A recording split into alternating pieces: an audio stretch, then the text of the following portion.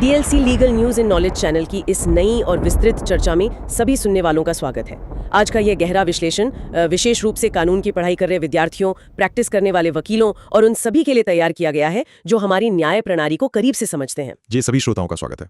आज का विषय बहुत ही संवेदनशील है, लेकिन कानूनी नजरिए से इसे समझना बेहद जरूरी है। बिल्कुल। आज हम उत्तर प्रदेश के बांदा में आई एक विशेष पॉक्सो अदालत के उस ऐतिहासिक फैसले को डिकोड करेंगे जिसने बाल यौन शोषण और डार्क वेब से जुड़े एक बहुत ही खौफनाक मामले में एक दंपत्ति को मौत की सजा सुनाई है। हमारा मिशन यहाँ केवल तथ्यों को दोहराना नहीं है, हम उन जटिल कानूनी पहलुओं, अभियोजन की रणनीतियों और रेयरेस्ट ऑफ रेयर सिद्धांत के उस उपयोग को समझना चाहते हैं जिसने इस मामले को भारतीय आपराधिक न्यायशास्त्र में एक नजीर बना दिया है। सही कहा। देखिए, ये मामला भारतीय न्याय प्रणाली के लिए एक बहुत बड़ी केस स्टडी है। जब हम अदालतों में बचन सिंह बनाम स्टेट ऑफ पंजाब मामले का हवाला देते हैं तो वहां मौत की सजा के लिए रेयरेस्ट ऑफ रेयर का जो मानक तय किया गया था वो मुख्य रूप से पारंपरिक हत्याओं के इर्द गिर्द घूमता था। हाँ, जहाँ किसी की जान ली गई हो। बिल्कुल, लेकिन बांदा का ये फैसला उस सिद्धांत को डिजिटल युग के एक ऐसे संगठित अपराध पर लागू करता है जहां हत्या शरीर की नहीं बल्कि बचपन की हुई है। ये समझना बहुत दिलचस्प होगा कि अभियोजन पक्ष ने डिजिटल साक्ष्यों की कड़ियों को कैसे जोड़ा। तो चलिए इस पूरे मामले की परतें खोलते हैं। शुरुआत करते हैं इस अपराध की कार्यप्रणाली यानी मोडस ऑपरेंडी से। ये कोई रातों रात हुआ अपराध नहीं था। बांदा में सिंचाई विभाग के एक पूर्व जूनियर इंजीनियर राम घवन और उसकी पत्नी दुर्गावती ने मिलकर एक ऐसा सिंडिकेट चलाया जो 2010 से 2020 तक पूरे एक दशक तक अबाध रूप से चलता रहा। एक पूरा दशक? जी, एक सरकारी कर्मचारी अपनी ही छत के नीचे इतना बड़ा अंतर्राष्ट्रीय रैकेट चला रहा था और स्थानीय प्रशासन को इसकी भनक तक नहीं लगी। इस एक दशक लंबे अपराध की संरचना को हम कानूनी और जांच के नजरिए से कैसे देख सकते हैं? इस पूरे मामले में जो बात सबसे ज्यादा झकझोरने वाली है वो है अपराधियों द्वारा शिकार का चुनाव। जांच दस्तावेजों के अनुसार इस दंपत्ति ने 33 से 50 नाबालिग लड़कों को अपना शिकार बनाया, और जिनमें से कुछ की उम्र तो मात्र 3 साल थी। ये बहुत ही डरावना है। एकदम। अब एक अपराधी के नजरिए से देखें तो उन्होंने जानबूझकर आर्थिक रूप से कमजोर परिवारों के बच्चों को चुना। उन्हें मोबाइल फोन, चॉकलेट, घड़ियां और ऑनलाइन गेमिंग का एक्सेस देके फंसाया गया। जी, ऑनलाइन गेमिंग। कानूनी दृष्टिकोण से ये सिर्फ एक प्रलोभन नहीं है, ये प्रीमेडिटेटेड ग्रूमिंग का एक क्लासिक उदाहरण है। जब कोई आरोपी इस तरह की पृष्ठभूमि से आने वाले बच्चों की कमजोरियों का फायदा उठाता है तो अभियोजन के लिए आपराधिक मंशा, जिसे हम मेंस रिया कहते हैं, उसे साबित करना अधिक ठोस हो जाता है। ये समझने वाली बात है। और मामला सिर्फ बांदा की सीमाओं तक ही सीमित नहीं था। जब हम इसके तकनीकी और अंतर्राष्ट्रीय विस्तार को देखते हैं तो समझ आता है कि नेटवर्क कितना बड़ा था। इस दंपति ने यौन शोषण के वीडियो और तस्वीरें बनाई। जांच के दौरान लगभग 2 लाख तस्वीरें और भारी मात्रा में वीडियो सामग्री बरामद हुई। 2 लाख तस्वीरें, ये कोई छोटी संख्या नहीं है। बिल्कुल नहीं। और इन डिजिटल फाइल्स को इनक्रिप्टेड प्लेटफॉर्म्स और डार्क वेब के जरिए पूरी दुनिया में बेचा गया। रिपोर्ट बताती है कि इस सामग्री के खरीदार 47 देशों में फैले हुए थे। मुझे ये समझने में दिलचस्पी है कि डार्क वेब की इस जटिलता के बीच जांच एजेंसियों ने सबूतों की चेन ऑफ कस्टडी को कैसे स्थापित किया होगा। ये इस मामले का सबसे तकनीकी और चुनौतीपूर्ण हिस्सा है। देखिए, डार्क वेब कोई सामान्य इंटरनेट नहीं है जहां आप आईपी एड्रेस को आसानी से ट्रैक कर सकें।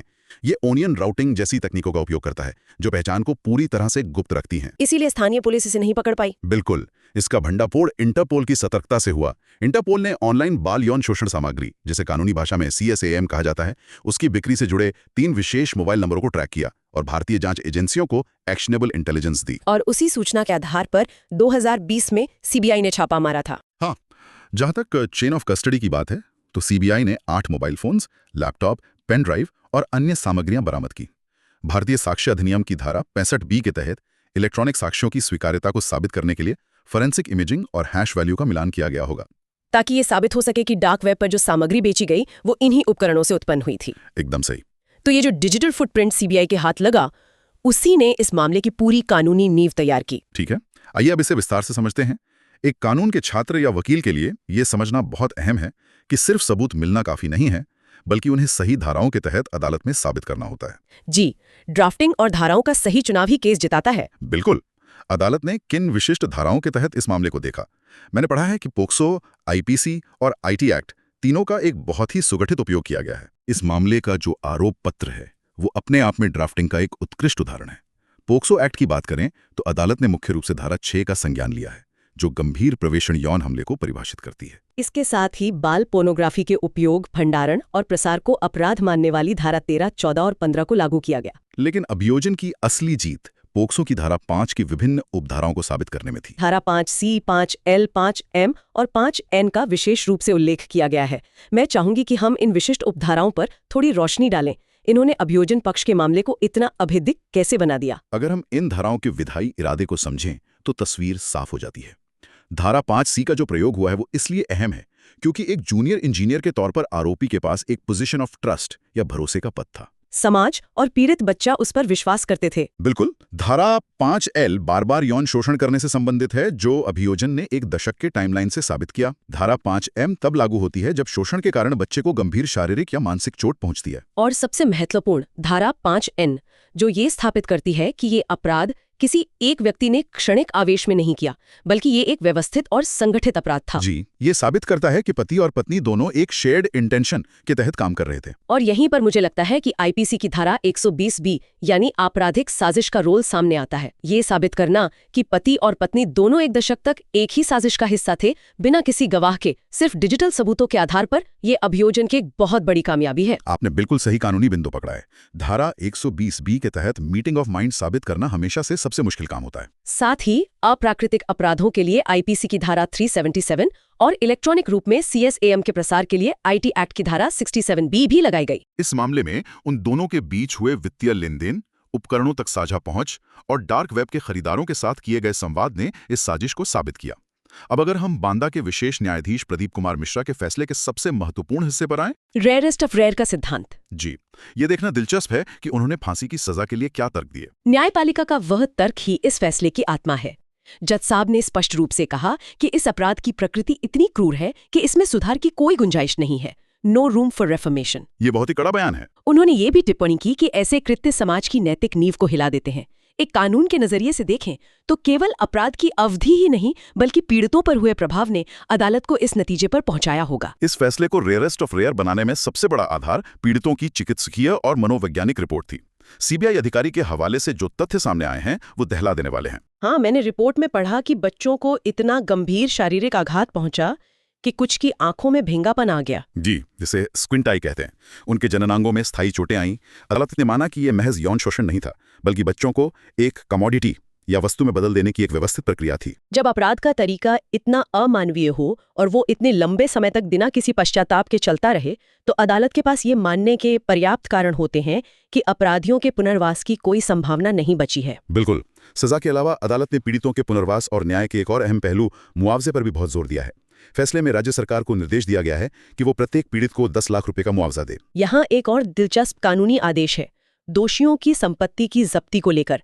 अदालत ने कहा है कि दोषियों के घर से जो लगभग 8.27 लाख रुपए नकद जब्त किए गए थे, वे भी पीड़ितों के बीच बराबर बांटे जाएंगे। जी हाँ, ये बहुत महत्वपूर्ण है। अपराध से अर्जित आय को सीधे पीड़ितों के पुनर्वास में लगाने का यह आदेश कानूनी रूप से कितना महत्वपूर्ण है? यह आदेश रेस्टोरेटिव जस्टिस या उपचारात्मक न्याय का एक बेहतरीन उदाहरण है। अक्सर देखा जाता है कि आपराधिक मामलों में जब्त की गई संपत्ति या नकदी सालों तक मालखाने में पड़ी रहती है, धूल खाती रहती है। सही कहा। लेकिन यहाँ अदालत ने सीआरपीसी और पॉक्सो के प्रावधानों का बहुत ही प्रगतिशील तरीके से उपयोग किया। यह सुनिश्चित किया कि अपराधियों ने जो पैसा मासूमों का बचपन बेचकर कमाया है, वही पैसा उन बच्चों के मानसिक और शारीरिक इलाज के काम आए। यह न्याय प्रणाली का एक बहुत ही मानवीय और व्यावहारिक दृष्टिकोण है। इस आर्थिक पहलू से एक और बड़ा सवाल जन्म लेता है, जो हमारी सामाजिक सोच और न्याय प्रणाली की वर्तमान स्थिति से जुड़ा है। जब हम इस मामले के पीड़ितों की प्रोफाइल देखते हैं, तो वे सभी नाबालिग लड़के थे। यह एक बहुत ही गंभीर विषय है। पोक्सो कानून की जेंडर न्यूट्रल प्रकृति। हमारे समाज में यह एक बहुत गहरी भ्रांति है कि यौन शोषण का शिकार केवल लड़कियां ही होती हैं। इस मामले ने इस धारणा को किस तरह से चुनौती दी है? अगर हम इसे बड़े पैमाने पर देखें तो यह फैसला हमारे समाज के लिए एक बहुत बड़ा आईना है। पोक्सो अधिनियम 2012 की सबसे बड़ी खूबसूरती यही है कि यह जेंडर न्यूट्रल है, यानी लड़कों और लड़कियों दोनों को समान संरक्षण प्रदान करता है। लेकिन जमीनी हकीकत कुछ और ही है। बिल्कुल। पितृसत्तात्मक सोच के कारण छोटे लड़कों को हमेशा कठोर और मजबूत होना सिखाया जाता है। जब वे ऐसे किसी शोषण का शिकार होते हैं तो वो शर्म, कलंक और इस डर से छुप रह जाते हैं कि कोई उन पर विश्वास नहीं करेगा। यह बांदा का मामला इस बात का एक दुखद प्रमाण है कि कैसे 50 लड़के 10 सालों तक चुप रहे। कलंक के कारण लड़कों के खिलाफ अपराध अक्सर दर्ज ही नहीं होते। ये फैसला कानून लागू करने वाली एजेंसियों के लिए एक सख्त अनुस्मारक है कि उन्हें लड़कों के खिलाफ होने वाले अपराधों को भी उसी गंभीरता और संवेदनशीलता के साथ देखना चाहिए। ये एक बहुत ही अहम बिंदु है जिस पर समाज और कानूनी बिरादरी दोनों को आत्ममंथन करने की जरूरत है। अब अगर हम इस केस से थोड़ा पीछे हटकर पूरे राष्ट्रीय परिदृश्य को देखें तो ये समझना जरूरी हो जाता है कि हमारी न्याय प्रणाली इन मामलों से किस गति और क्षमता के साथ निपट रही है। आंकड़ों पर नजर डालना हमेशा तस्वीर साफ करता है। जी, हिंदुस्तान टाइम्स की रिपोर्ट में पेंडेंसी टू प्रोटेक्शन नाम की एक विस्तृत रिपोर्ट के कुछ दिलचस्प आंकड़े दिए गए हैं। ये आंकड़े हमारी अदालतों की कार्यक्षमता की एक बहुत ही स्पष्ट तस्वीर पेश करते हैं। रिपोर्ट के अनुसार 2025 में कुछ ऐसा हुआ है जो पहले कभी नहीं हुआ था। भारत ने पहली बार दर्ज मामलों की तुलना में अधिक पोक्सो मामलों का निपटारा किया है। ये न्यायपालिका के लिए एक ऐतिहासिक उपलब्धि है। डेटा के मुताबिक 2025 में पूरे देश में पोक्सो के 80,320 नए मामले दर्ज हुए, लेकिन इसी वर्ष अदालतों ने कुल 87,754 मामलों का निपटारा किया। इसका सीधा मतलब यह है कि हमारी राष्ट्रीय निपटान दर 109% तक पहुंच गई है।